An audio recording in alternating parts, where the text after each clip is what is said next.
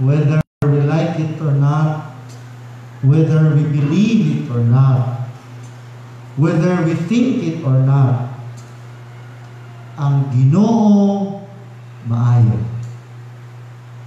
Puno sa kaayo. Kung iya yung ihatag ang atong pangayoon kaniya. For me personally, what the world needs now,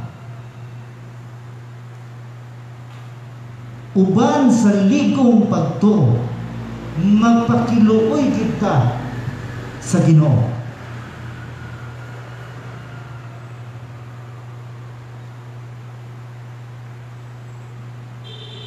Before continuing further, atong hisgutan una ang atong ebanghelyo.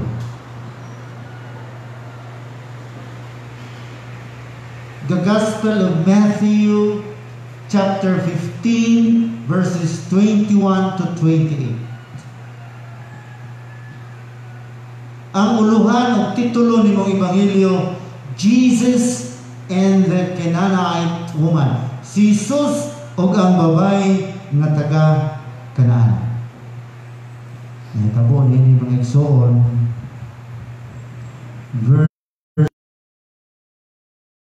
ang maong babay ningon, have pity on me, Lord, Son of David. My daughter is tormented by demon. Nagpakiloy siya sa Ginoong Hesus, kaya anak, gihasi sa yawa, gihasi sa demonyo. But verse 23, sige ba Ginoo? Jesus did not say a word in answer to her. Sige ba Ginoo? Gidid ma? Wa pa nung balinga ang babae?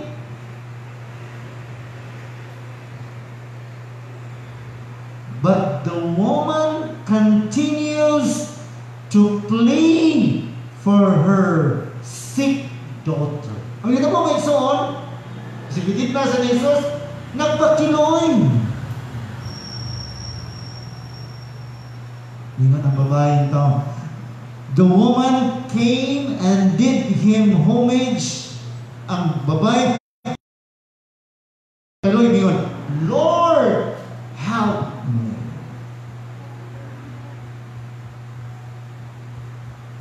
Sa Panginoon pagsugod, ang Ginoo puno sa kaayo.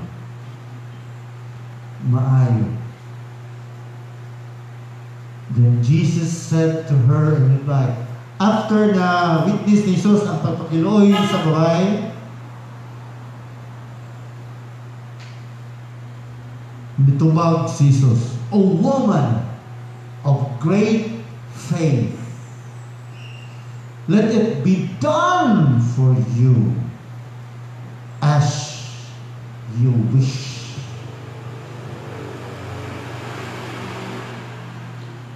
Mitubag si Jesus, inday pagkadako sa imong pagsali, matuman imong gihangyo.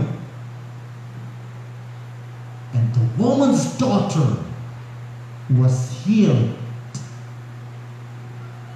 from that moment. Ug niadto gayong gutluwa na ayo ang iyang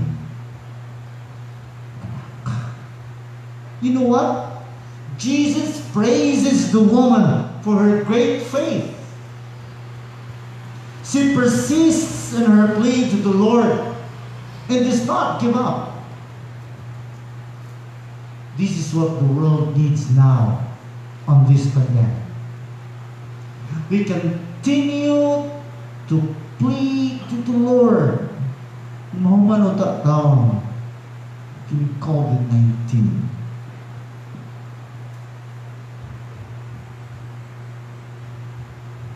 So atong pamalandong ini atong misa ng Domingo ha.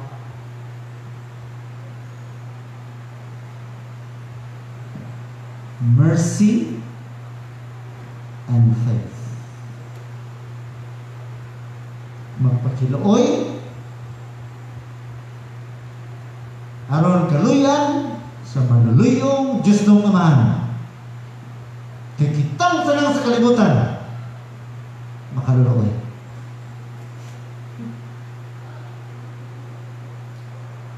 Remember, deep trust, great faith in the Lord. Kuman sa misa, muli sa tuwa, kami ang sa kwento, padayon ta, magpakiluoy sa Ginoo. Ikaduha, ayaw kalimot, we should develop likong pagtuo. Busa atong pangayon kinimong intensyon sud ini santos ng misa. Mercy from God and deep faith from us.